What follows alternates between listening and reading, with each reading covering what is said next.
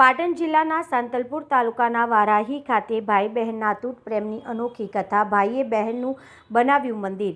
પાટણ જિલ્લાના વારાહી મુકામે ચૈત્ર સુદ પાંચમના પાવન દિવસે ભવ્ય સંતવાણી કાર્યક્રમનું આયોજન કરવામાં આવ્યું હતું। આ કાર્યક્રમ માત્ર ધાર્મિક નહીં પરંતુ લાગણી અને વિશ્વાસનું અનોખું પ્રતીક બની રહ્યું છે। કાર્યક્રમના આયોજક ઉપેન્દ્રપુરી ગોસ્વામીએ જણાવ્યું કે તેમની નાની બહેનનું 34 વર્ષ પહેલાં અકાળે અવસાન થયું હતું। ભાઈ બહેન વચ્ચેના ગાઢ સ્નેહના કારણે તેમણે 2017થી બહેનની યાદમાં સંતવાણી કાર્યક્રમ શરૂ કર્યો છે, જે આજે વિશાળ સ્વરૂપ ધારણ કરી ચૂક્યો છે।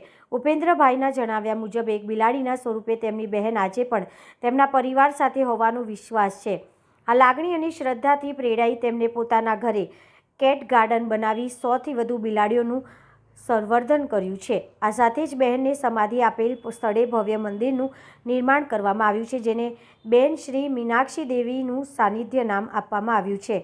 આજુબાજુના અનેક ગામોના આ સ્થળ ઉપર શ્રદ્ધા કેન્દ્ર બની ગયું છે। દર વર્ષે ચૈત્ર સુદ પાંચમના દિવસે અહીં સંતવાણી યોજાય છે, જેમાં દૂર દૂરથી ભક્તો ઉપસ્થિત રહી આશીર્વાદ લે છે, જ્યાં વિશ્વાસ જીવંત છે અને બહેન આજે પણ સાથે જ છે। પાટણ જિલ્લાના વારી ગામમાં આજે પણ એક અનોખી ઘટના જોવા મળી। ભવ્ય સંતવાણી કાર્યક્રમ, પરંતુ તેની પાછળની કહાની સાંભળતા કોઈ પણ ભાવ વિભોર થઈ જાય। ઉપેન્દ્રપુરી ગોસ્વામી એક ભાઈ જેમણે પોતાની બહેનને માત્ર યાદોમાં નહીં પરંતુ વિશ્વાસમાં જીવંત રાખી છે। 34 વર્ષ પહેલાં થયેલા બહેનના અવસાન પછી પણ ભાઈએ ક્યારેય તેને ગુમાવી નથી। 2011માં એક અચાનક બનેલી ઘટના ઘરમાં આવેલી બિલાડી એ ભાઈના દિલમાં એક નવી લાગણી જન્માવી। ધીમે ધીમે બિલાડી માત્ર પ્રાણી નહીં રહી પણ બેન બની ગઈ। સમય જતાં વિશ્વાસ એટલો મજબૂત બન્યો કે આજે 100થી વધુ બિલાડીઓ સાથે કેટ ગાર્ડન ઊભું થયું છે। માત્ર એટલું જ નહીં, બહેનને સમાધિ અપાયેલ સ્થળે ભવ્ય મંદિર બનાવવામાં આવ્યું છે, શ્રી મીનાક્ષી દેવી। આજે આ સ્થળ માત્ર એક પરિવારની લાગણી નથી પણ 25થી વધુ ગામોના લોકો માટે શ્રદ્ધાનું કેન્દ્ર બની ગયું છે। લોકો અહીં આવીને માથું નમાવે છે અને પોતાની ઈચ્છાઓ વ્યક્ત કરે છે, જેના સ્મરણ માત્રથી મનની શાંતિ મળે છે। તો દર્શનનો મહિમા કેટલો હશે। જય મીનાક્ષીબેન। સંતવાણી દરમિયાન ઉપેન્દ્રભાઈની આંખોમાં આંસુ જોવા મળ્યા, દુઃખના નહીં પરંતુ પ્રેમ અને યાદોના। એમના શબ્દોમાં વિજ્ઞાન જ્યાં પૂરું થાય છે ત્યાંથી વિશ્વાસની શરૂઆત થાય છે। આ કહાની માત્ર અંધશ્રદ્ધા કે વિશ્વાસની નથી, આ કહાની છે ભાઈ અને બહેનના અતૂટ પ્રેમની। રિપોર્ટર નરેશ ઠાકોર, રાધનપુર। આજે શ્રી મીનાક્ષીબેનના સાનિધ્યમાં જે ભવ્ય સંતવાણી કાર્યક્રમ થયો છે, અમે બંને ભાઈઓ જ્યાં જ્યાં એક ડગલું આગળ કરીએ ત્યાં બેન પહેલેથી જ અમારા સાથે હોય છે। ત્યારે એક સરસ મજાનું સ્લોગન મને યાદ આવે છે કે જેના સ્મરણ માત્રથી જ જો મનને શાંતિ મળતી હોય તો બેનના દર્શનની લીલા કેવી હશે। બસ સૌનું ભલું કરે। જય મીનાબેન। આ જગ્યા કઈ જગ્યાએ? આ જગ્યા વારાહી સરકારી દવાખાનાની બાજુમાં બેન શ્રી મીનાક્ષી દેવીનું મંદિર અહીંયાનું ભવ્ય નિર્માણ કરેલું છે। લોકોનો એક સંદેશો એવો આપવા માંગુ છું કે તમારી બેનને હર હંમેશા પ્રેમ કરજો। અમે તો અમારી બેનને સ્વર્ગલોકમાં આમ અંતરના ભાવથી અમે જોઈ રહ્યા છે, પણ જે બેન હયાત છે એ બેનને હંમેશા પ્રેમ કરજો, લાડ કરજો અને બેનની દરેક મનોકામના પૂરી કરજો। મારું પૂરું નામ ઉપેન્દ્રપુરી સોમપુરી ગોસ્વામી।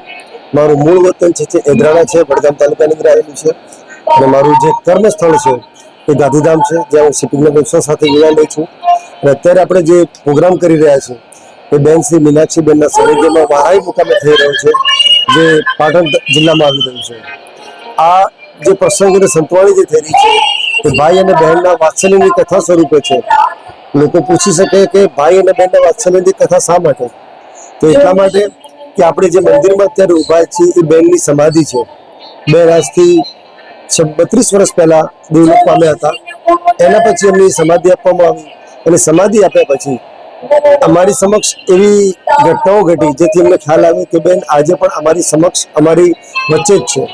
કદાચ આને આપણે અંધશ્રદ્ધા કહી શકો, પણ જ્યારે વિજ્ઞાનનો વિષય પૂરો થાય એના પછી ભક્તિનો વિષય શરૂ થાય છે અને મારા માટે એક આ ભક્તિનો વિષય છે। મને વિશ્વાસ છે કે બેન મારી સાથે છે। એ માટે એમને મને ઘણી જ વખત સબૂતો આપ્યા છે, પરચાઓ આપ્યા છે, જેને હું મારા પોતાના મનની અંદર રાખીને જીવન જીવી રહ્યો છું। અને આજે આપણે જે પાછલા 7 કે 8 વર્ષોથી જે સંતવાણીનો પ્રોગ્રામ કરી રહ્યા છીએ એની પાછળનો આશય માત્ર એટલો છે કે જે રીતે બેન મારા પોતાના હૃદયમાં જીવિત છે એ જ રીતે વારાઈની ધરતી ઉપર વારાઈના લોકોની અંદર પણ એ જીવતા રહે અને જે રીતે મારી જીવનની અંદર તમામ મુસીબતોને દૂર કરે છે એ જ રીતે અહીંયા આવનાર અહીંયા પોતાનું મસ્તક ઝુકાવનાર તમામ લોકોનું એ કલ્યાણ કરતા રહે. બેને તો મને ઘણું બધું આપ્યું છે પણ હું હંમેશા બેનને કહું છું જેટલું બેન તે મને આપ્યું છે એનાથી 1000 ગણું વિશેષ તારા દરબારમાં આવી તારી સમક્ષ માથું ઝુકાવે તો એને આપજો. કારણ કે આપ અત્યારે માત્ર મારા એકલા બેન નથી પણ આપણી સમક્ષ મસ્તક ઝુકાવનાર આપણી સમક્ષ હાથ જોડનાર તમામના બેન છે. જે રીતે મને મદદ કરી છે એમ સૌની મદદ કરતા રહેજો બેન. બસ મારું એટલું જ કહેવું છે કે આપણી શ્રદ્ધા અને આપણો વિશ્વાસ હોય તો દરેક વસ્તુ શક્ય બને છે અને મારો વિશ્વાસ છે કે મારા બેન આજે પણ મારી વચ્ચે છે તો એ સત્ય છે, હકીકત છે.